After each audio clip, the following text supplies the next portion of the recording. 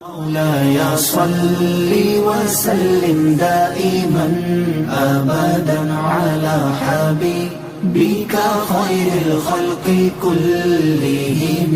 مولاي صل وسلم دائما أبدا على حبيبك خير الخلق كلهم. مولاي صل وسلم دائما أبدا.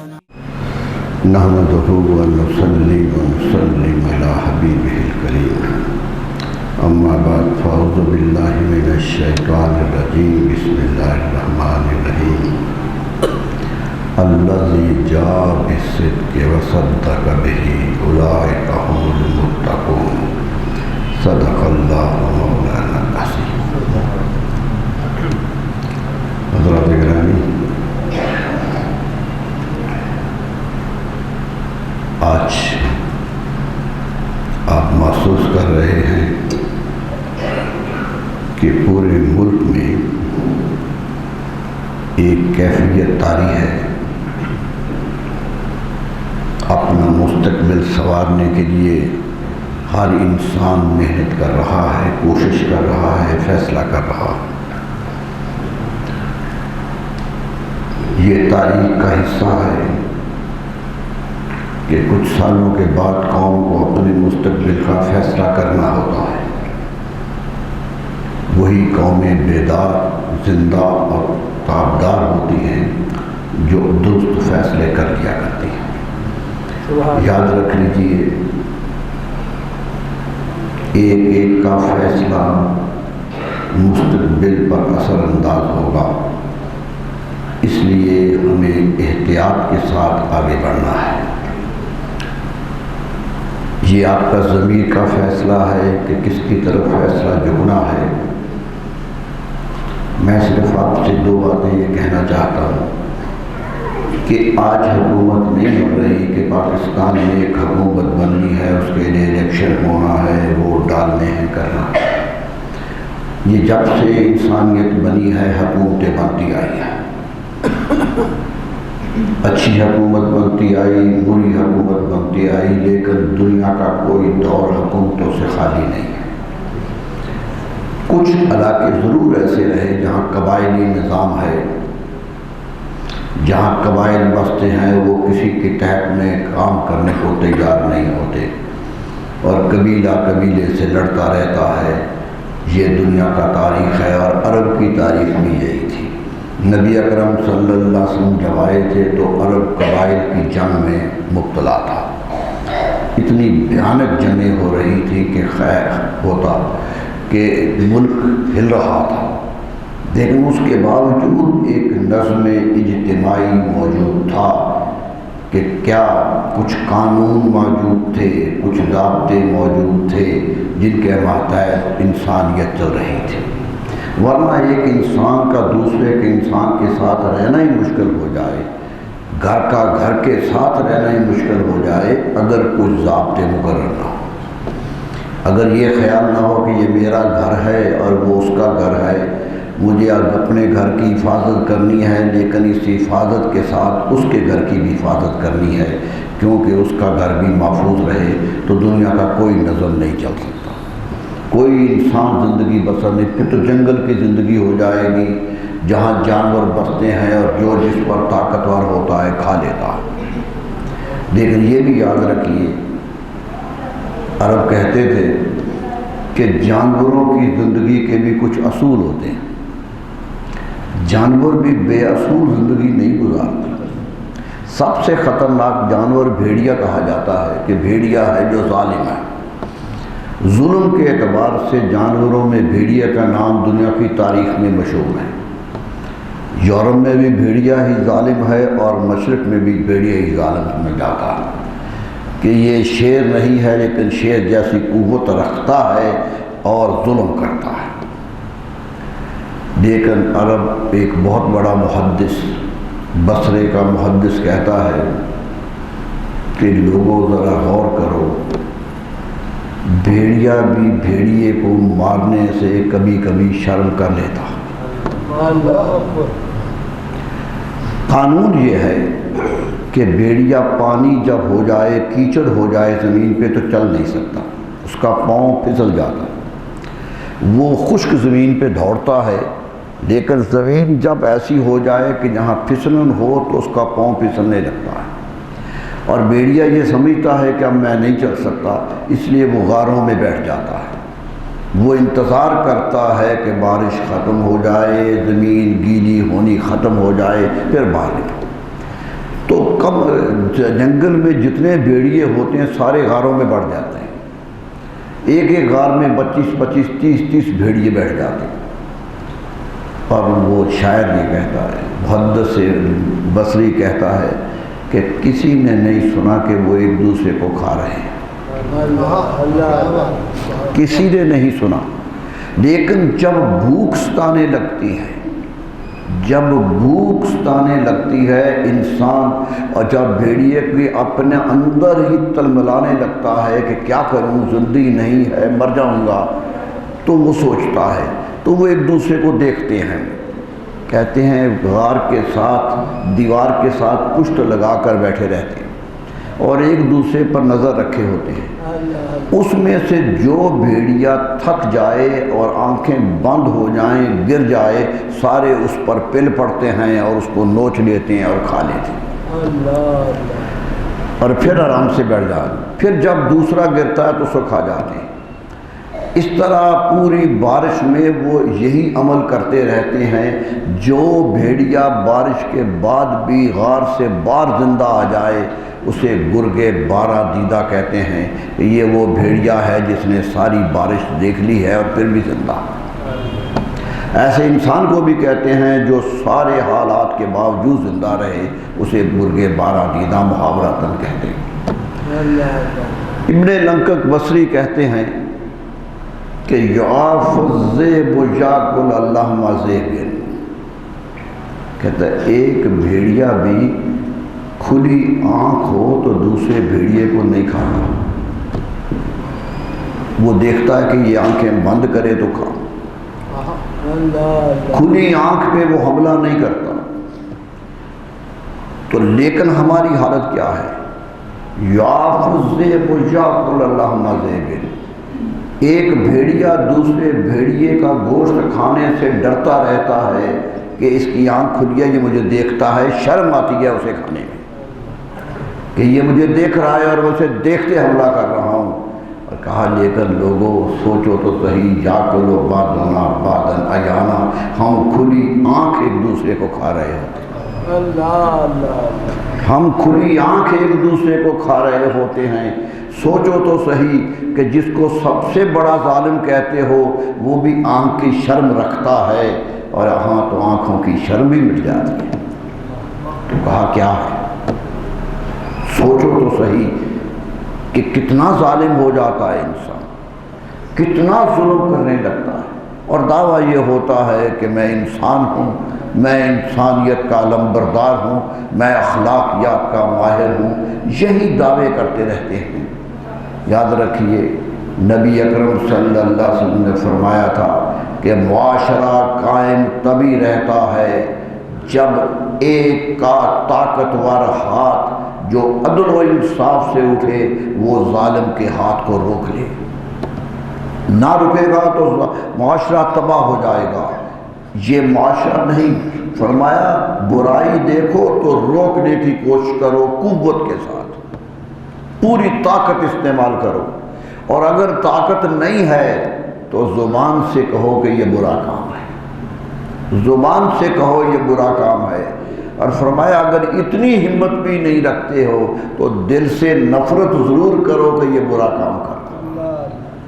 لیکن نبی صلی اللہ علیہ وسلم نے آخری بات کہہ کے فرمایا وَهَذَا أَضْعَفُ الْإِيمَانِ، لوگو یہ بہت کمزور ایمان ہے، یہ بہت کمزور ایمان ہے کہ دل میں برا سمجھو۔ تمہیں میں نے معاشرہ ایسا بنایا ہے کہ زندگی میں سامنے آؤ، تمہاری قوت نظر آئے اور تمہاری قوت کے ساتھ برائی پسپا ہونے لگ جائے۔ اگر برائی چوک میں ناچنے لگ جائے تو شریف لوگوں کے بسنے کا کام کیا ہے؟ پھر شرافت کے دعوے کیسے ہیں کہ اگر برائی ناچ رہی ہے، نبی صلی اللہ علیہ وسلم کی ایک حدیث ہے، حضور صلی اللہ علیہ وسلم فرمایا، صحابہ اکرام بیٹھے ہوئے تھے، فرمایا صحابہ تم ایک واقعہ سناؤ۔ صحابہ نے کہا حضور سنائیے۔ فرمایا ایک کشتی تھی، دریا کا سفر کرتی تھی، ادھر سے لوگوں کو ادھر لے جاتی تھی، کرائے پہ چلتی تھی، لوگ خرید لیتے تھے، حصے خریدے ہوئے تھے لوگوں نے۔ کہا ایک کشتی تھی، جانا تھا، کچھ لوگ بیٹھ گئے اور ہر ایک کی جگہ مقرر ہو گئی کہ آپ اس تختے پہ بیٹھیں گے، آپ اس تختے پہ بیٹھیں گے، آپ اس جگہ مقرر ہو گئی جیسے بس میں سیٹیں مقرر ہو جاتی۔ کہا کشتی میں جگہ مقرر ہو گئی، لوگ بیٹھ گئے، صحابہ سن رہے ہیں اور نبی صلی اللہ علیہ وسلم فرما رہے ہیں۔ سبحان اللہ۔ فرمایا لوگ بیٹھ گئے، جب کشتی دریا کے مجدار میں پہنچی، دریا کے اندر پہنچی، تو ایک صاحب نے اپنے اندر سے اپنی جیب سے ہتھوڑا نکالا اور اس کا تختہ توڑنے لگ گیا۔ فرمایا تختہ توڑنے لگا، لوگ دیکھ کے حیران ہونے لگے کہ یہ تختہ ٹوٹ گیا تو ڈوب جائیں گے، پانی اندر آ جائے گا۔ انہوں نے کہا یہ کیا کر رہے ہو؟ کہنے لگا ھذا مکانی افعل ما اشاء، یہ میری جگہ ہے، یہ میرا گھر ہے، یہ میرا مکان ہے، میں جو چاہے اس پہ کروں، تمہیں کیا اختیار ہے مجھے دخل دینے کا؟ یہ جگہ میری ہے، میں اپنی جگہ توڑ رہا ہوں، تمہاری جگہ نہیں توڑ رہا۔ صحابہ سے پوچھا، نبی صلی اللہ علیہ وسلم فرمایا صحابہ دوسروں کو کیا کرنا چاہیے؟ اللہ سبحان اللہ۔ وہ کہہ رہا ہے یہ میرا ہے، ہم بھی کہتے ہیں یہ میرا گھر ہے، یہ فیکٹری میری ہے، یہ مل میری ہے، یہ علاقہ میرا ہے، سارے میرا میرا کر رہے ہیں۔ کہاں کہتے ہیں حضور سنتے، وہ کہتا ہے میرا ہے، مکھاذا مکانی، یہ میرا مکان ہے، جو چاہے کروں گا۔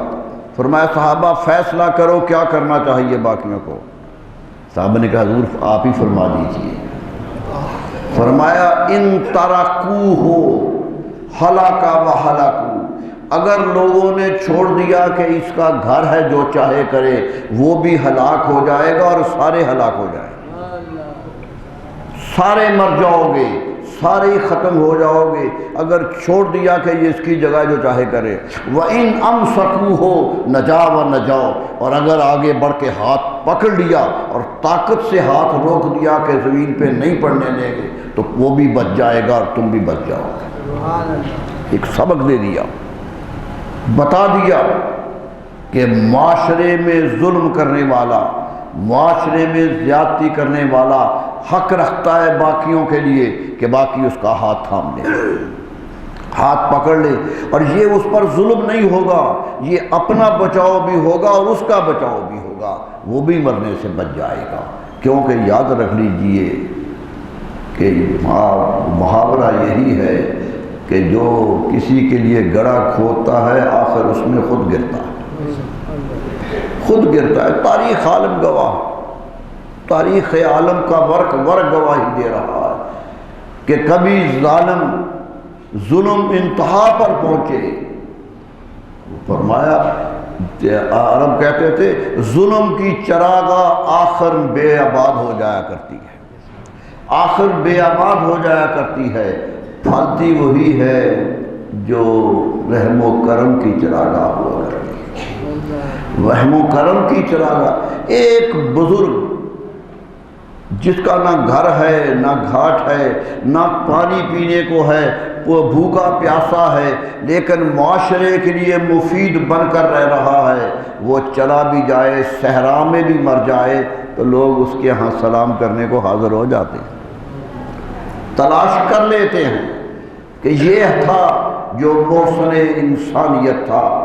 اور ظالم سب کچھ بھی ہو میرے دوستو، کتنی قبریں بنتی ہیں روز دیکھتے ہیں، لیکن کس کی قبر ہے جسے لوگ گرنے ہی نہیں دیتے؟ کتنی قبریں ہیں جس کی مٹی اکھڑنے نہیں دیتے، اور کتنی قبریں ہیں جو مٹی اکھڑتی ہے اور قبر پہ قبر بنتی چلی جا رہی۔ خاص سوچو، یہ ہے معاشرہ، معاشرے فرمایا یمسک ما ینفع الناس، قرآن کہتا ہے ہم دنیا میں باقی اسی چیز کو رکھتے ہیں جو لوگوں کو فائدہ دینے والی ہو، قرآن کی آیت۔ اللہ فرمایا جو لوگوں کو فائدہ دے اسے باقی رکھتے ہیں، وہ مر بھی جائے تو اسے زندہ رکھتے ہیں، زندگی بھر کا سرمایہ بن جاتا ہے، بما ینفع الناس، جو لوگوں کے لیے مفید ہوا کرتا ہے۔ سوچنا ہے آدمی کو میرا عمل انسانیت کے لیے مفید ہے یا نہیں ہے۔ میرے لیے مفید ہو سکتا ہے ظاہری طور پر، میرے لیے مفید ہو سکتا ہے میری غلط فہمی کی طور پر، لیکن حقیقتاً وہی عمل مفید ہوتا ہے جو تمہارے لیے بھی مفید ہو اور لوگوں کے لیے بھی مفید ہو، اس سے ہر ایک کو بھلا نصیب ہو۔ یہی بھلائی دینے کے لیے حکومتیں قائم ہوتی ہیں۔ حکومت کا مقصد کیا ہوتا ہے؟ حکومت وہی ہوتی ہے، حضرت فاروق اعظم فرماتے تھے میں حکومت میں آیا ہوں، تھوڑے دن بعد ایک صحابی نے دیکھا تو بال سفید ہو گئے، جوان تھے آئے تھے، بال سفید ہو گئے، لوگوں نے کہا ایک دم بڑھاپا کیوں آ گیا؟ فرمایا مجھے ذمہ داریوں نے بوڑھا کر دیا ہے، ذمہ داریوں نے بوڑھا کر دیا ہے۔ سوچئے وہ کون لوگ تھے جو ذمہ داری سے بوڑھا ہوتے تھے، اور آج کون ہیں جو ذمہ داری کا نام لے کر اپنی زندگی کو خوشحال بناتے۔ یہ فرق ہے حکمرانوں میں۔ حضرت فاروق اعظم سے کسی نے پوچھا تھا کہ آپ اپنی رعایا کا کتنا خیال رکھتے ہیں، کتنا خیال رکھتے ہیں؟ فرمایا ایک ہی واقعہ ہے کہ میں رات کو چکر لگاتا تھا مدینہ منورہ کی گلیوں میں کہ کوئی پریشان تو نہیں ہے، گلیوں میں چکر لگاتا تھا خلیفہ وقت ہوتے ہوئے۔ میرے دوستو پاکستان جیسے 10 ملک ان کی حکومت سے نکلتے تھے، 10 گنا بڑی حکومت تھی ان کی۔ کہاں سے شروع ہوئی تھی؟ کہاں ہندوستان کے کنارے تک آ گئی تھی، ہندوستان کے کنارے تک حکومت آ گئی تھی، افریقہ کے کنارے تک پہنچ گئی تھی، اتنی بڑی حکومت۔ لیکن عجز و انکسار دیکھیے۔ فرمایا میں گھومتا تھا، کہتے ایک رات میں اٹھا تو میں نے سوچا کوئی ساتھ لے لوں، اکیلا نہ جاؤں، میرے جان کا فکر نہیں۔ آج لوگ کہتے ہیں جی کہ خلفاء شہید ہو گئے، ارے شہید اس لیے ہو گئے کہ کوئی چوکیدار نہیں تھا، کوئی محافظ نہیں تھا، کوئی سیکورٹی گارڈ نہیں تھا۔ حضرت فاروق اعظم خود جماعت کرانے آئے تھے جب چھرا لگا۔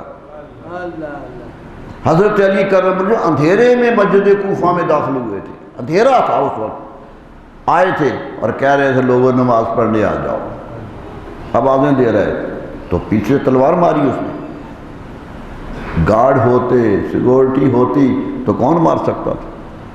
معلوم ہوتا وہ سمجھتے تھے ہماری جان کی حفاظت اتنی ضروری نہیں ہے جتنی قوم کی حفاظت کی ضرورت ہے۔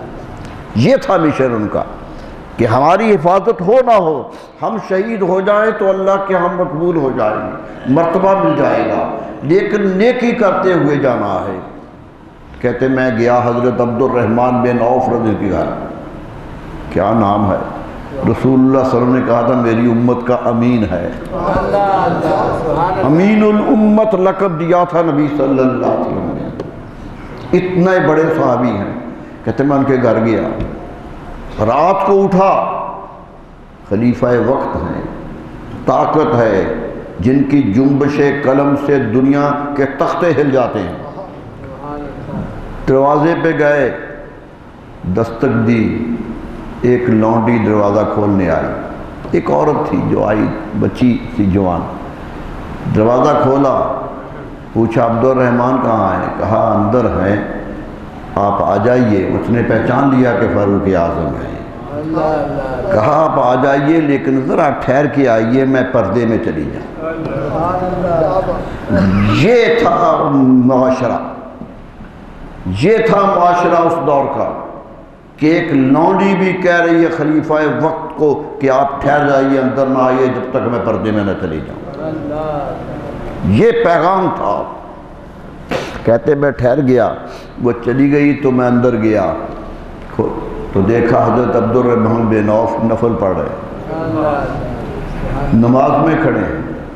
کہتے میں پاس بیٹھ گیا، اور میں نے کہا تجوز ایھا الرجل، میرے دوست ذرا مختصر کر لو نماز کو، نماز کو ذرا مختصر کر لو۔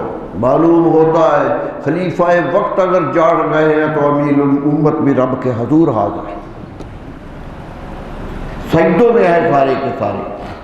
تو کہا کرو کو انہوں نے نماز ختم کی، سلام پھیرا، پوچھا کیا بات ہے؟ کہنے لگے ایک قافلہ ہے گزر رہا ہے یہاں سے، کوئی سفر کا قافلے بن کے جاتے تھے، 200-250 آدمی ہے، قافلہ ہے، وہ مدینے کے پاس ٹھہر گیا ہے، کہیں ایسا نہ ہو کوئی انہیں نقصان ہو جائے، آؤ رات جا کر ان کی حفاظت کریں۔ سبحان اللہ۔ یعنی قافلہ گزر رہا ہے، اس کی حفاظت کرنے۔ کہتے ہم گئے، قریب پہاڑی تھی، اس پر اوپر چڑھ کے بیٹھ گئے اور قافلے پر نظر رکھی، ساری رات قافلے کی نگہداشت کرتے رہے۔ اچانک حضرت فاروق اعظم نے دیکھا کہ ایک طرف گھر ہے مدینہ منورہ کا، وہاں کچھ روشنی ہے۔ سوچنے لگے کہ یہ کیا بات ہے، رات کو روشنی ہے، کوئی وجہ ہے؟ کہتے عبد الرحمن مجھے دیکھ لینے دو وہاں کیا ہے۔ گئے، دروازہ کھٹکھٹایا تو ایک بوڑھی عورت باہر آئی، پوچھا مائی کیا بات ہے، جاگ کیوں رہی ہے؟ کیا امن و سکون میسر نہیں ہے؟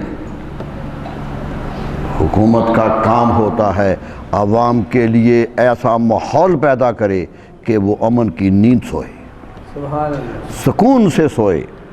تو کہا کیا ہو گیا؟ کہنے لگی بچے ہیں میرے، بھوکے ہیں، یہ رو رہے ہیں، مجھے نیند نہیں آ رہی۔ بچے بھوک سے رو رہے ہیں۔ فرمایا یہ چولہے پر کیا ہے؟ کہا پانی رکھا ہے کہ انہیں تسلی رہے کچھ پک رہا ہے، تسلی کے لیے رکھا ہے، کچھ نہیں ہے میرے پاس۔ ایک جملہ کہا حضرت فاروق اعظم کہ مائی اگر ایسی حالت تھی تو خلیفہ کے پاس کیوں نہیں گئی؟ خلیفہ کو کیوں نہیں بتایا؟ ارے مدینہ کی مائی تھی، کہنے لگی کیوں بتاتی، اسے خود خبر کرنا چاہیے تھی کہ میں کس حال میں ہوں۔ نعرہ تکبیر، نعرہ رسالت۔ اسے خود خبر ہونی چاہیے تھی میں کس حال میں ہوں۔ کیا رایا کا کام ہے کہ جا کر درخواستیں دیتے رہے؟ سبحان اللہ۔ میرے دوستو یہ ماحول تھا۔ حضرت فاروق اعظم کانپ گئے، حضرت عبد الرحمن بن عوف کو ساتھ لیا، بیت المال میں آئے، آٹا اٹھایا، گھی کا ایک کنستر اٹھایا، ایک کو اپنی کمر پہ رکھ لیا، ایک کو ہاتھ میں پکڑ لیا۔ حضرت عبد الرحمن بن عوف فرماتے ہیں میں نے کہا کہ اے فاروق اعظم ایک چیز مجھے دے دیجئے، دونوں بوجھ ہے زیادہ، آپ مجھے دے دیجئے۔ فرمایا امین الامت میں نہیں دوں گا، میں نہیں دوں گا۔ کہا جی کیوں؟ فرمایا قیامت کو بوجھ اٹھا لے گا تم، لا تزر وازرۃ وزر اخری۔ قرآن پکار پکار کے کہہ رہا ہے کوئی کسی کا بوجھ نہیں اٹھائے گا، اس لیے میں اپنا بوجھ خود اٹھاؤں گا۔ فرمایا گھر گئے، چولہے سے پانی اتارا، وہاں آٹا رکھا، کچھ گھی ڈالا، کچھ پکانے لگ گئے۔ فرمایا آگ بجھتی تھی، میں اپنی نظروں سے دیکھتا تھا کہ فاروق اعظم جھک جھک کے پھونکے مار رہے تھے۔ سبحان اللہ، سبحان اللہ۔ فرمایا میں نے ان کی داڑھی سے دھواں نکلتا ہوا دیکھا ہے۔ یہ تھے لوگ جو قوموں کے امیر تھے۔ کتنے خوش قسمت ہوں گے وہ لوگ جن کی امارت ایسے بزرگوں کے ہاتھ میں تھی، ایسی۔ ارے 10 سال میں، یہ ہم نہیں کہتے، گاندھی نے انڈیا کی پارلیمنٹ میں تقریر کرتے ہوئے کہا تھا، مہاتما گاندھی کا لفظ ہیں انڈین پارلیمنٹ میں تقریر کرتے ہوئے، اپنے وزیروں کو خطاب کرتے ہوئے کہ حکومت میں کامیاب ہونا ہے تو مسلمانوں کے خلیفہ کا خیال رکھنا ہے، سبحان اللہ، سبحان اللہ۔ اس کا خیال رکھنا ہے۔ اور وہ کہا کرتا تھا، یورپ کا رائٹر لکھتا ہے اس پر کہ میں حیرت زدہ ہوں کہ 10 سال میں کیا کچھ کر دیا. 10 سال میں تقدیر بدل گئی. وہ بادیہ نشین دنیا کے حکمران بن گئے جو صحراؤں میں رہتے تھے، جنہیں بات کرنے کے لیے بھی مشکل ہوتی تھی. وہ آ گئے. اور ہٹی تو یہ کہتا ہے کہ اگر میں یقین سے کہتا ہوں کہ اگر 10 سال حضرت فاروق اعظم اور رہ جاتے تو دنیا میں کوئی بھی غیر مسلم نہ رہتا.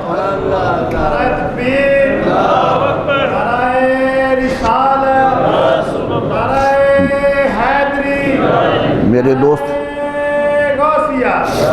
دوست یہ ہے جو مومنوں مسلمانوں کی حکومت تھی. یہ ہے جو کام کرنا تھا. کیسے ہوا؟ ایک اصول دیا تھا، بنایا تھا. نبی صلی اللہ علیہ وسلم دنیا سے گئے، دنیا سے پردہ فرمایا تو کوئی خلیفہ مقرر نہیں کیا. اشارے کر دیے کیونکہ امت سمجھدار تھی. اشارے ضرور کیے، بہت دفعہ اشارے کیے. حضرت عائشہ صدیقہ ان کی حدیث ہے مسلم شریف کی کہ مجھے کہا کہ اپنے بھائی عبد الرحمن کو بلاؤ. میں نے کہا حضور کیا کرنا ہے؟ فرمایا بلاؤ، میں نے انہیں نصیحت کرنی ہے کہ جا کے قوم کو کہہ دو کہ میں ابو بکر کو خلیفہ بنا رہا ہوں. کہہ دو. لیکن کہتے وہ جانے لگے تو روک لیا.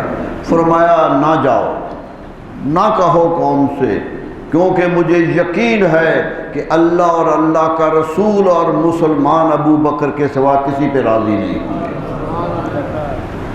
یعنی قوم کو اختیار دے دیا کہ آپ چنو، اپنا انتخاب کرو. اشارے دے دیے لیکن انتخاب کیا. اور قوم کتنی نیک نام تھی. ہم بڑی غلطیاں نکالتے ہیں، بڑی خوب اعتراضات آتے ہیں. میرے دوستو، نبی صلی اللہ علیہ وسلم نے 10 آدمیوں کو جنت کی بشارت دی تھی. میں حیرت زدہ ہوں کہ پوری امت مسلمہ جب تک وہ 10 زندہ رہے کسی اور کی طرف دیکھا ہی نہیں کہ رسول اللہ نے جنت کی بشارت دی ہے، یہ جنتی لوگ ہمارے امام بننے والے. یعنی لوگ دیکھتے تھے کہ رسول اللہ کی زبان سے جنت کی بشارت کسے ملتی ہے. کیا آج بھی ہم اسی بنیاد پہ انتخاب کرتے ہیں؟ کیا آج بھی دیکھتے ہیں کہ رسول اللہ کے قول پر، فعل پر عمل کرنے والا کون زیادہ ہے؟ کون ہے جو ان کی طرف جھکنے والا ہے؟ آج تو ہمیں یہ ہے کہ ہمارا کام کون کرنے والا ہے. یقین کر لیجئے کہ وہ قوم دیکھتی تھی کہ رسول اللہ. حضرت صدیق اکبر خلیفہ بنے، بعد میں حضرت فاروق اعظم خلیفہ بنے. حضرت صدیق اکبر رضی اللہ عنہ نے خود نامزد کر دیا، کہہ دیا کہ میرے بعد خلیفہ بنا کے صحابہ کو بلا کے کہہ دیا کہ میرے بعد فاروق اعظم کو خلیفہ بنا لینا. ایک صحابی نے آ کے کہا کہ ابو بکر وہ سخت بہت ہیں، طبیعت میں سختی بہت ہے، رایا سے پیار چاہیے، وہ سخت ہیں. کیا اللہ کو اگر اللہ پوچھے گا کہ میری قوم پر، میری مخلوق پر ایسا طاقتور اور سخت قسم کا حکمران دے آئے ہو تو جواب دے سکیں گے؟ ایک صحابی پوچھتا ہے، سوال کرتا ہے. آپ نے کہا یقین کرو میرا رب پوچھے گا کہ کس کو خلیفہ بنائے کے آئے ہے تو میں فخر سے کہوں گا کہ فاروق اعظم کو بنا کے آیا. بنے خلیفہ. حضرت فاروق اعظم کا آخری وقت آیا، شہادت آئی تو 6 آدمی مقرر کر دیے کہ بیٹھ کے فیصلہ کریں خلیفہ کون ہوگا. 6 کے 6 وہ تھے جو صحابے، جو عشرہ مبشرہ میں سے تھے. بار سوچا ہی نہیں انہوں نے. انہی سے کہا کہ لاؤ. کسی نے کہا اگر 6 کا اختلاف ہو جائے، 3 ہو جائے پھر کیا کریں گے؟ فرمایا میرے بیٹے عبداللہ سے رائے لے لینا، میرے بیٹے عبداللہ کا ووٹ لے لینا اس میں، لیکن ایک شرط کے ساتھ کہ اسے خلیفہ نہیں بنانا ہے. یہ تھا اصحاب بدر میں سے تھے حضرت عبداللہ بن عمر رضی اللہ، لیکن باپ کہہ رہا ہے خلیفہ نہیں بنانا اس لیے کہ میرا بیٹا ہے۔ یاد رکھو یہاں بیٹے نہیں چلتے، طاقت اور تقوی کا شاہ چلتا ہے۔ فرمایا نہیں بنائیں گے، انکار کر دیا، کہا صرف اگر برابر رائے آ جائے تو ان کی رائے لے کے فیصلہ کر لیں۔ میرے دوستو، جب حضرت عثمان کا موقع آیا، حضرت فاروق اعظم نے مگر کیا، تو وہی لوگ باقی تھے جو صحاب جنت میں سے تھے۔ حضرت علی کے واقعے میں وہی موجود تھے۔ حضرت علی کے بعد 10 میں سے کوئی زندہ نہیں تھا، 10 میں سے کوئی زندہ نہیں تھا، اس لیے کہا کہ یہ بن جائے یہ بن جائے۔ جب تک وہ 10 زندہ رہے قوم نے 10 کے بعد دیکھا ہی نہیں۔ یہ ہے معیار اسلام کا کہ دیکھو میں فیصلہ کروں یہ متقی بہت ہے، یہ اچھا بہت ہے، نیک بہت ہے، ہو سکتا ہے وہ نیک نہ ہو سکتا ہے وہ نیک نہ ہو، میں نیک سمجھ رہا ہوں، لیکن جسے رسول اللہ صلی اللہ علیہ وسلم جنتی کہہ گئے ہیں اس کے نیکی پر شک کیا؟ جس پر کہہ گئے ہیں، اور کہہ بھی پیار سے نہیں گئے، ممبر پہ کھڑے ہو کے کہہ کے گئے ہیں۔ مسجد نبوی کے ممبر پہ کھڑے ہو کے کہا تھا، صحابہ کا مجمع لگا ہوا تھا، فرمایا صحابہ سنو میں آج فیصلہ کر رہا ہوں، ابو بکر فی الجنہ، ابو بکر جنتی ہے، عمر بن الخطاب فی الجنہ، عثمان بن عفان فی الجنہ، علی بن ابی طالب فی الجنہ، طلحہ فی الجنہ، زبیر فی الجنہ، سعید بن العاص فی الجنہ، ابو عبیدہ بن الجراح فی الجنہ، سعد بن وقاص فی الجنہ، 10 کا نام لے لیا، یہ سب جنتی ہے۔ میرے دوستو کتنے قابل لوگ تھے کہ فیصلہ ہونے سے پہلے ہی فیصلہ کروا لیا۔ اب وہ حشر کے میدان میں کس خوف سے جائیں؟ کتنی طمانیت ہوگی حشر کے میدان میں جائیں۔ میرے دوستو یاد رکھ لیجیے، قوموں کی امامت انہی کو سزاوار ہوتی ہے جو اپنا وجود اپنی ذات سے نکال کر قوم کے لیے وقف کر دیا کرتے ہیں، قوم کے لیے وقف کرتے ہیں۔ مسلمانوں میں تو بادشاہ بھی ایسے آئے جو یہی کرتے رہے۔ میں نے آپ کو بتایا تھا محمود غزنوی کتنا بڑا بادشاہ، طاقت اتنی ہے کہ 17 حملے ہندوستان میں کیے۔ غزنی سے اٹھ کے آتا تھا ہندوستان، سومنات تک پہنچا، ہندوستان کے آخری کنارے تک چلا گیا ہے، اور 17 جنگوں میں ہی فتح پائی ہے، کبھی شکست دیکھی نہیں، کبھی شکست دیکھی نہیں ہے۔ اتنا بڑا طاقتور بادشاہ، اور 17 حملے ماورا النہر میں کیے ہیں، یہ روسی ریاستوں میں کیے ہیں، اور وہاں بھی سارے ہی کامیاب ہوئے۔ یعنی دنیا گواہ ہے تاریخ کہ محمود غزنوی کو شکست کبھی زندگی میں نہیں ہوئی۔ اس کا بادشاہ، اس کا باپ سبکتگین غزنی کا بادشاہ تھا، غزنی میں جا رہا تھا گھوڑے پر جا رہا تھا، ایک پل سے گزرا تو آگے ایک عورت بیٹھی ہوئی تھی، اس نے دوڑ کے گھوڑے کی لگام پکڑ لی۔ میرے دوستو رایا بادشاہوں کے قریب ہوتی تھی، یہ نہیں تھا کہ 10 دن انتظار کرو اور پھر بھی ملاقات نہ ہو، یہ نہیں تھا، لگام پکڑ لی، کیونکہ اسے سبکتگین کہنے لگا مائی کیا بات ہے، کیوں لگام پکڑی؟ کہنے لگی ایک فیصلہ کر دو یہاں کہ میرا فیصلہ اس پل پہ کرنا ہے یا اگلے پل پہ کرنا ہے، حشر میں جا کے فیصلہ کرنا ہے کہ یہاں فیصلہ کرنا ہے۔ سبکتگین چھلانگ لگا کے زمین پر آ گیا، کانپ اٹھا، کہنے لگا مائی جو فیصلہ کرانا ہے ابھی کرا لو، اور اس کا جملہ تاریخ نے محفوظ کیا کہ تاب عام پل نہ دارم، اس پل کی مجھ میں ہمت نہیں ہے۔ جو یہ سمجھتا ہے کہ اس پل کی ہمت نہیں ہے اسی کا کردار راست رہتا ہے۔ جو کہتے ہیں کہ جاؤ رب سے فیصلہ کرا لو، ہمارے قرآن تو یہ بھی کہتے رہے کہ میں تو نہیں مانتا، جاؤ رب کو منوا لو۔ کوئی خیال نہیں آیا کہ کس کو کہہ رہا ہوں، رب کے فیصلے آنے لگے تو پھر کیا بچے گا؟ اس کا فیصلہ آنے لگے تو پھر کچھ نہیں رہتا میرے دوستو۔ وہ تو رحیم و کریم کرم کرتا رہے تو چلتی رہتی ہے بات۔ اس کا کرم سے دنیا چل رہی ہے، اس کی رحمت سے دنیا چل رہی ہے۔ وہ تو کہتا ہے میں رحمان بھی ہوں رحیم بھی ہوں، رحمان ہوں سب کے لیے رحمت والا ہوں، رحیم ہوں مومنوں کے لیے رحمت والا ہوں۔ مومنوں پر میری رحمت زیادہ ہے لیکن رحمت سب پر ہے۔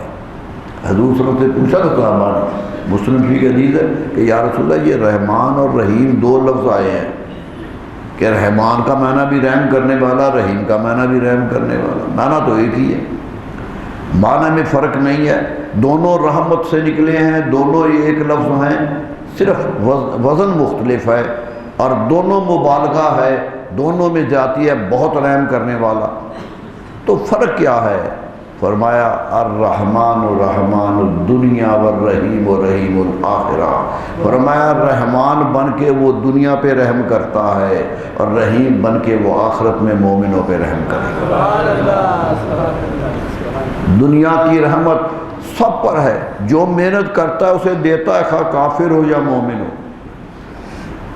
جو اچھا کام کرتا ہے معاشرے کے مفاد کے لیے اس کی عزت بنتی ہے، خواہ کوئی ہو۔ اس کے ہاں یہ تمیز نہیں ہے کہ یہ اس کو دینا اس کو نہیں دینا۔ حضرت موسیٰ علیہ السلام سے کہا تھا نا اللہ نے، آپ ناراض ہو گئے تھے نا ایک بار، تو اللہ تعالیٰ نے کہا تھا موسیٰ آپ کی بات نہیں مانی، آپ ناراض ہو گئے، میری طرف دیکھو، ہزاروں نہیں مانتے لیکن میں ناراض نہیں ہوں۔ اگر ناراض ہوتا تو رزق چھین لیتا، صحت میں نے دیے چھین لیتا، زندگی میں نے دیے زندگی چھین لیتا، ارے بڑھاپے تک زندہ رکھتا ہوں نافرمان ہونے کے باوجود۔ فرمایا موقع دیتا ہوں، آگے سے آگے موقع دیتا ہوں کہ شاید کہیں کوئی، کتنا خوش قسمت ہوتا ہے جو آخری لمحے پہ نیک ہو جائے، آخری لمحے پہ نیک۔ اور آخری لمحے پہ نیک ہونا یاد رکھ لیجئے، یہ بھی اسلام کا فیض ہے کہ رحمت نیک ہونے کے لیے کوئی وقت مقرر ہی نہیں ہے، یہ بھی کرم ہے۔ نبی اکرم صلی اللہ علیہ وسلم کی حدیث مبارک ہے کہ جب آپ دنیا سے جا رہے تھے، آخری لمحے تھے دنیا سے، تو آپ نے فرمایا میرے پاس جبریل آئے ہیں، جبریل آیا ہے کہ اللہ آپ کو بلا رہا ہے۔ آپ کا جملہ تھا اللہم بالرفیق الاعلی، رب ہی میرا اچھا دوست ہے۔ یہ آخری جملہ تھا آپ کا جب دنیا سے گئے۔ کہا جی رب بلا رہا ہے، فرمایا جبریل آ تو گئے ہو، بلا بھی رہا ہے، جانے کو بھی تیار ہوں، لیکن میری امت کا فیصلہ کیا کیا؟ میں رحیم و کریم نبی بن کے آیا۔ فرمایا اللہ کہتا ہے، جبریل کہنے لگے کہتا ہے جس نے مرنے سے 1 مہینہ پہلے بھی معافی مانگ لی ہم معاف کر دیں گے۔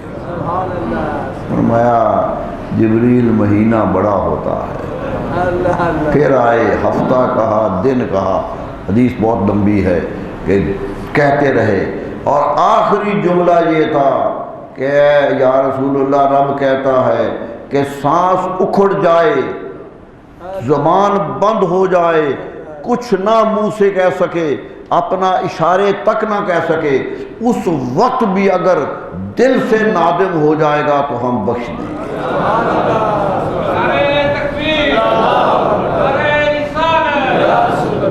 میرے دوستوں وہ تو رحیم و کریم ہے، بخشنے پر ہے۔ ہماری عادت ہے کہ کوشش کریں کہ بخشا نہ جائے، ہم ہی کوشش کرتے ہیں۔ کتنے نادان ہیں وہ جو اتنے رحیم و کریم رب کے ہوتے ہوئے بھی بخشش کی امید نہیں رکھتے۔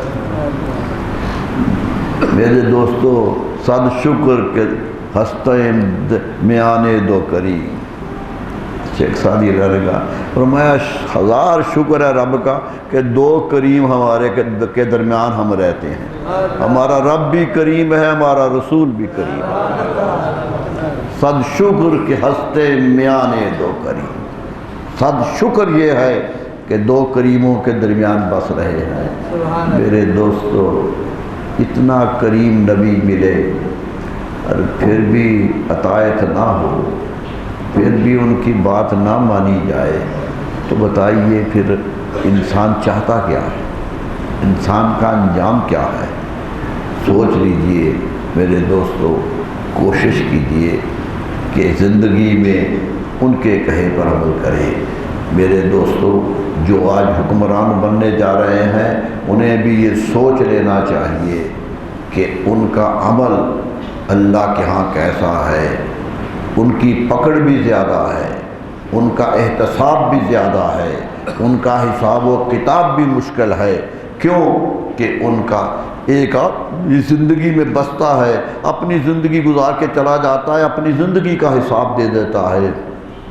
ایک دو چار بچوں کا باپ ہے، وہ اپنے بچوں کا حساب دے کے چلا جاتا ہے، اور ایک جو قوم کا والی بنتا ہے اسے قوم کا بھی حساب دینا ہوتا ہے۔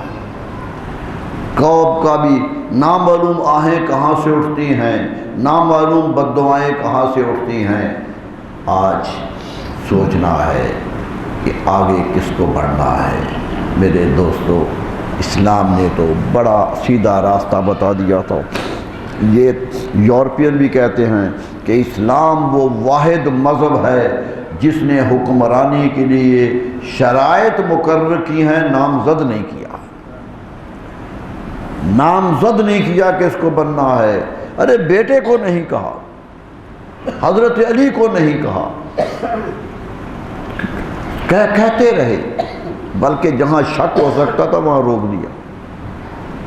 شک ہو سکتا تھا۔ میں ایک مثال دینا چاہتا، مکہ فتح ہوا تو حضور صلی اللہ علیہ وسلم سارے بت گرا دیے، جو بت کعبے کے اوپر نیچے پڑے تھے۔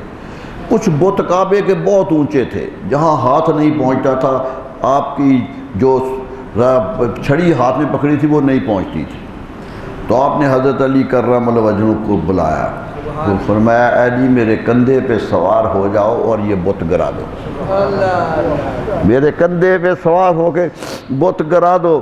حضرت علی پریشان ہو گئے، کہنے لگے یا رسول اللہ میں اور میرے پاؤں آپ کے کندھوں پر،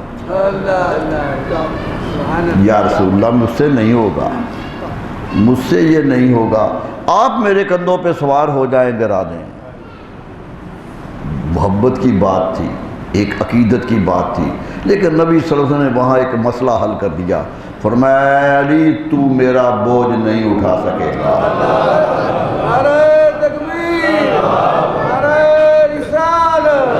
تو میرا بوجھ نہیں اٹھا سکے گا، میرا بوجھ بہت ہے۔ محدثین لکھتے ہیں کہ یہ حدیث پڑھ کے حیرت ہوتی ہے کہ جب غار ثور میں گئے تھے تو حضرت صدیق اکبر نے 3 میل اٹھا لیا تھا،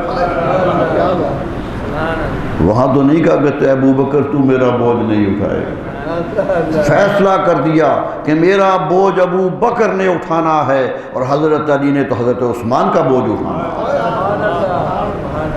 اشارہ دے دیا تھا، کہہ دیا تھا، کئی کچھ ہوتا رہا میرے دوستو، لیکن یاد رکھ لیجئے یہی کہا الائمۃ من قریش بھی کہا کہ لوگوں میرے بعد حکمران بنانا تو قریش میں سے بنانا، یہ بھی حدیث بخاری اور مسلم نے روایت کی ہے، لیکن یہ بھی کہہ دیا کہ ان میں سے انتخاب کرتے ہوئے دیکھنا جو دین پر زیادہ عمل کرنے والا ہے، دین کا محافظ دیکھنا،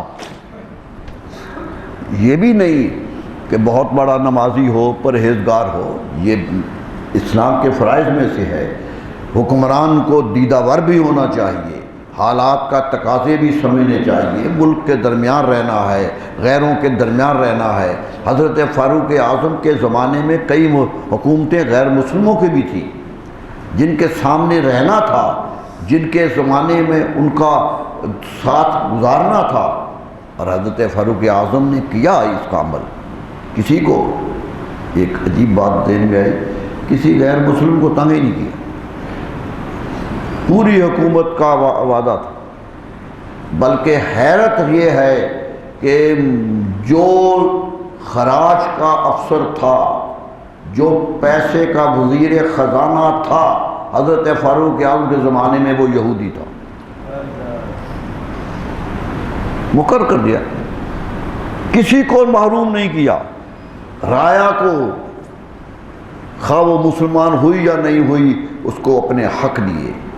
یہاں تک کہ کوفہ کی شکایت آئی کہ کوفہ میں جو وزیر خزانہ ہے وہ ظلم کرتا ہے، وہ لوگوں سے زیادہ مالیہ وصول کرتا ہے۔ یہ شکایت گئی گورنر کوفہ کے پاس، حضرت سعد بن ابی وقاص عشرہ مبشرہ میں سے تھے گورنر، ان کے پاس شکایت آئی۔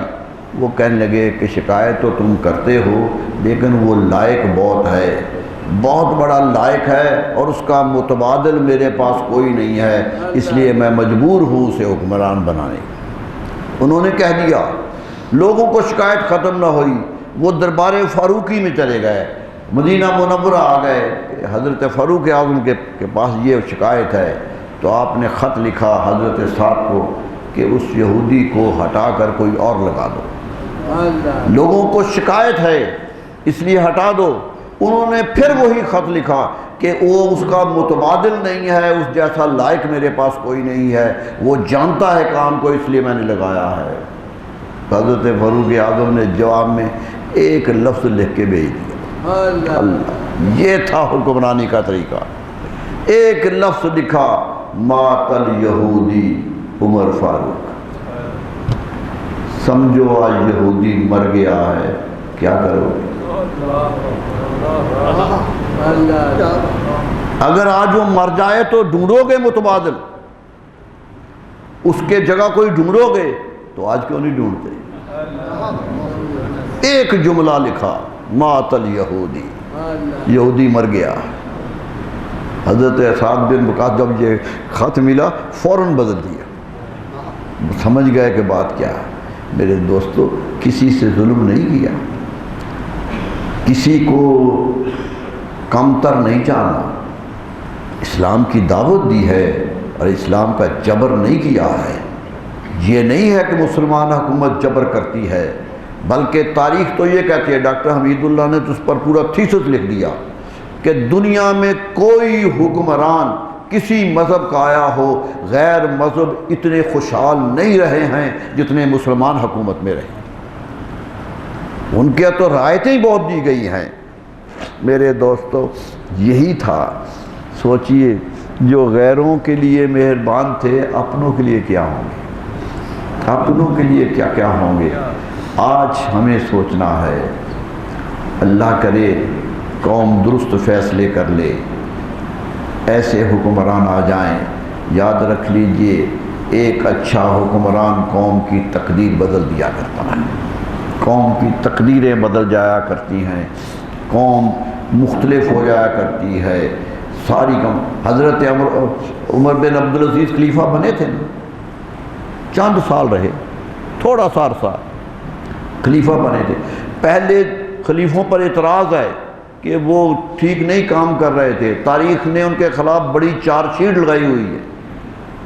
حضرت عمر بن عبدالعزیز آ گئے، دنیا بدل گئی، دنیا بدل دی۔ ایک بنو امیہ کا بندہ کہنے لگا آ کر اپنے بزرگ عورت سے کہ یہ تو سب کچھ چھین رہے ہیں ہم سے، یہ تو سب کچھ لے رہے ہیں۔ حکم دے دیا تھا کہ جتنا مال آج تک تم نے لیا ہے بادشاہ ہونے کی حیثیت سے سب واپس کرو، سب واپس کرو، حتیٰ کہ زیور بھی اتار لیے تھے عورتوں کو، یہ حکم تھا۔ تو کہنے لگی یہ کیا ہے؟ تو ہنس کے کہنے لگی، بوڑھی مائی کہنے لگی اپنے خاندان کے فرد کو کہ تمہیں میں نے بار بار کہا تھا عمر فاروق اعظم کی نسل کو خلیفہ نہ بنانا۔ یہ عمر بن عبدالعزیز نواسہ ہے فاروق اعظم کا، نسبت ہے ان کے ساتھ۔ یہ وہی تقوی ان میں بھی آیا ہے، وہی عدل ان میں بھی آیا ہے۔ میرے دوستوں اتنا بڑا حکمران رہا. بلادری لکھتے ہیں کہ رات کو بیٹھ کے فائلیں دیکھتے تھے، دن کو کام کرتے تھے، رات کو دفتر کا کام کرتے تھے. کام کر رہے تھے، دیا جلایا ہوا تھا، کاغذ سے کام کر رہے تھے کہ ایک دوست ملنے آ گیا. جب آیا تو دیکھا، اس نے سلام کیا تو آپ نے دیا بجھا دیا اور اس کے ساتھ بیٹھ کے باتیں کرنے لگے. جتنا عرصہ وہ بیٹھا رہا دیا بجھا رہا، جب چلا گیا پھر جلا لیا. کس نے پوچھا یہ کیا کیا؟ دیا کو بجھا دیا. فرمایا یہ بیت المال کے مال سے جل رہا تھا، میں اب اس سے اپنے دوستانہ تعلقات کی باتیں کر رہا تھا، حکومت کی باتیں نہیں کر رہا تھا. اس لیے نہیں لینا ہے مجھے. یہ تھا معیار جو پیدا کیا. اور مسلمانوں نے کتنی شان دی. 4 خلفاء کے بعد انہیں 5واں خلیفہ سمجھا جاتا ہے، تاریخ کہتی ہے. معلوم ہوتا ہے جو بھی نیکی پر آئے گا یاد رکھا جائے گا، قدرت اس کی عظمت بڑھائے گی. کہاں بھی آئے، کسی دور میں بھی آئے. بڑا ہو گیا. شاہجہاں آیا تھا ہندوستان میں، اللہ اللہ، یہاں بہت لوگ آئے، مسلمان حکمران آئے. کئی مسلمان حکمران ایسے بھی آئے کہ جن کا نام دنیا میں مشہور ہوا، آج تک زندہ ہے، آج تک زندہ رہے گا نام. حضرت خواجہ بختیار کاکی علیہ الرحمہ کا انتقال ہو گیا. چشتیہ کے امام ہیں، مرید ہیں خواجہ نظام الدین اولیاء علیہ اور خواجہ معین الدین چشتی اجمیری علیہ الرحمہ. اتنا بڑا نام، کتب صاحب کا نام، اتنا بڑا نام کہ حیرت ہوتی ہے. تاریخ اسلام میں انتقال ہو گیا. ان کی وصیت پڑھ کے سنائی گئی کہ ان کی وصیت ہے کہ میرا جنازہ وہ پڑھے جن سے کبھی فجر کی سنتیں بھی قضا نہ ہوئی ہوں، یعنی عصر کی سنتیں ادا نہ ہوئی. عصر کی سنتیں کبھی قضا نہ کی ہو جس نے وہ جب نماز پڑھے. حالانکہ عصر کی ہم چھوڑ دیتے ہیں. سارا مجمع پریشان ہو گیا، صوفیہ بھی کھڑے تھے پریشان ہو گئے. وصیت کیا ہے؟ بادشاہ وقت آگے بڑھا،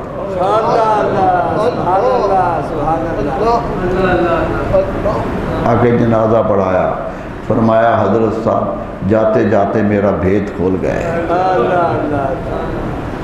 یہ تھے حکمران. میرے دوستو حکمرانی کرو گے، طاقت بھی دکھاؤ گے تو دنیا میں کامیاب رہو گے. یہ تو چھوٹی چھوٹی حکمرانیاں ہیں آج کل تو چھوٹی چھوٹے حکمرانیاں ہیں.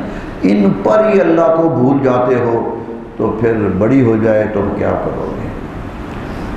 شاہجہاں کے بارے میں بات لمبی ہو رہی ہے. شاہجہاں تخت پہ بیٹھا دہلی پہ، پہلی دفعہ تخت پہ بیٹھا. تو آپ کو جانتے ہیں کہ تخت طاؤس بنوایا تھا اس نے. دنیا کا سب سے قیمتی تخت اس کا تھا. اس کی آج بھی شاخیں ایران میں موجود ہیں. ایران کے جائب گھر میں وہ آپ کو یہاں سے لے گئے تھے. تخت ایسا تھا کہ جب بادشاہ قدم رکھتا تھا تو مور کی شکل کا تخت تھا، مور ناچنے لگتا تھا. اتنا خوبصورت تخت، حد ہو گئی. تخت پہ بیٹھا، مور ناچا، صاحبوں نے دیکھا. اوپر جب چڑھا تو سجدے میں گر گیا. اور اتنا لمبا سجدہ کیا، رو رو کے کیا، ساری قوم سجدے. اٹھا تو آنکھیں بھیگی ہوئی تھی، رویا ہوا تھا. کہنے لگا لوگوں مجھے آج خیال آ گیا تھا کہ میں ایسے تخت پہ بیٹھا ہوں جو کسی کو نہیں ملا. حکومت بھی بہت بڑی ہے. اتنی بڑی حکومت نہ فرعون کی تھی نہ نمرود کی تھی، اتنی تھی. فرعون چھوٹے سی حکومت پہ بیٹھتا تھا اور ہاتھی دانت کا تخت تھا اس کا بنا ہوا. اس پہ بیٹھ کے کہتا تھا انا ربکم الاعلی، لوگوں میں سب سے بڑا رب ہوں. دعویٰ کرتا تھا رب ہونے کا. میں آپ کے سامنے اقرار کرتا ہوں کہ میں تخت طاؤس پہ بیٹھ کے نہیں کہتا ہوں سبحان ربی اقرار کرتا ہوں. یہ تھی حکمرانی کے انداز.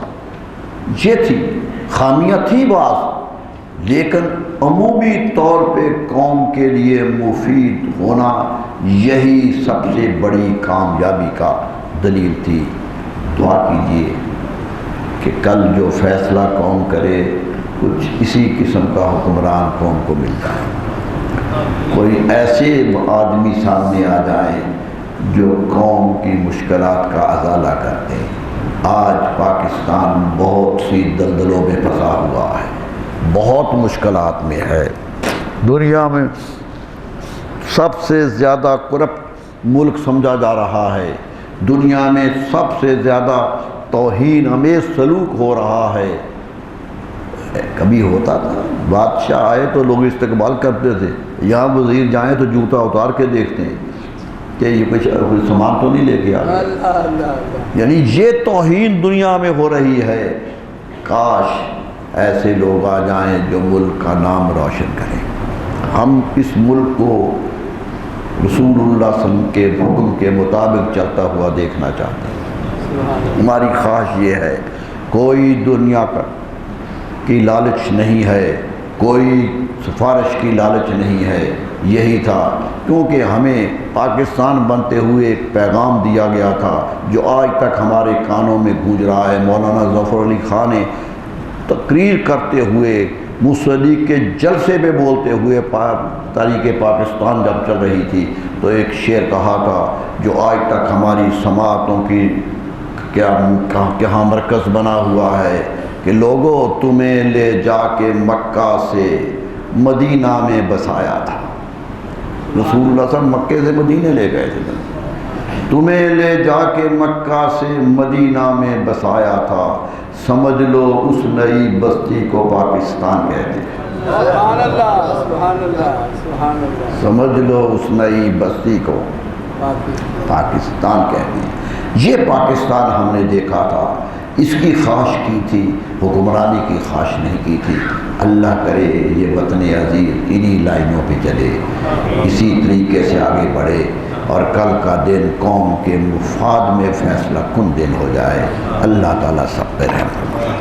مولاي صل وسلم دائما أبدا على حبيبك خير الخلق كلهم مولاي صل وسلم دائما أبدا على حبيبك خير الخلق كلهم مولاي صل وسلم دائما أبدا